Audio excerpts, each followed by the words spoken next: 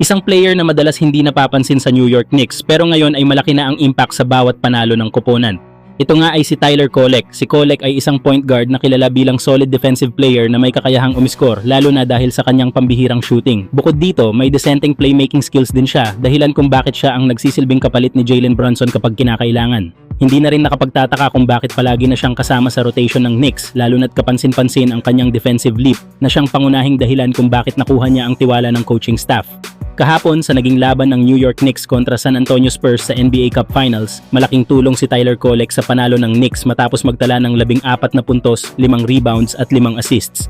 Mas lalo pang gumaganda ang kwento dahil si Kolek ay may kontratang $9 milyong lamang hanggang 2028. Isang malinaw na jackpot para sa Knicks dahil murang kontrata na, mahusay pang role player. Lalo na at 24 na taong gulang pa lamang si Tyler Kolek, malinaw na may mas mahaba pa siyang maibibigay sa koponan.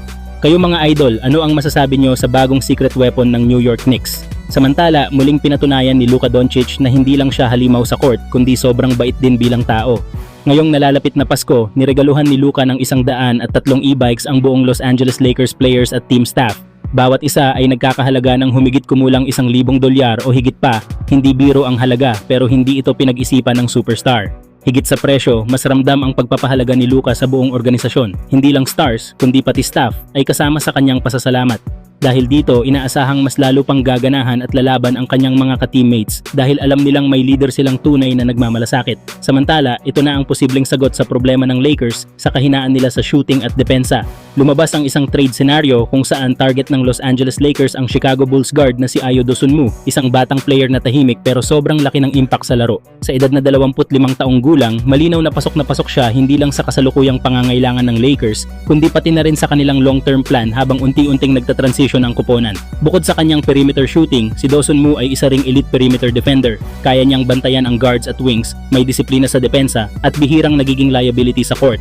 This season, he is averaging 15.6 points, 2.6 rebounds, and 3.2 assists, while shooting 46.8% from beyond the arc and 56.3% overall. Numbers that clearly highlight his efficiency and consistency. Sa panukalang trade, mapupunta sa Lakers si Dosunmu kapalit ni Dalton Knecht, Jared Vanderbilt at isang 2032 second round pick.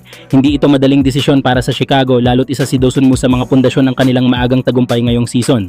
Samantala, kahit nangunguna ang Lakers sa field goal percentage sa buong liga, lantad pa rin ang kanilang problema sa outside shooting at perimeter defense, lalo na laban sa mas batang contenders tulad ng Thunder, Nuggets, Rockets at Spurs. Kung seryoso ang Lakers sa isang malalim na playoff run ngayon at sa pagbuo ng mas matatag na kinabukasan, si Ayo Dosunmu ay maaaring maging tamang sagot sa parehong panahon. Kayo mga idol, para sa inyo, worth it ba ang ganitong trade para sa Lakers o masyadong mabigat ang kapalit? Toby skips it. Ayo cutting. Sometimes I dream he is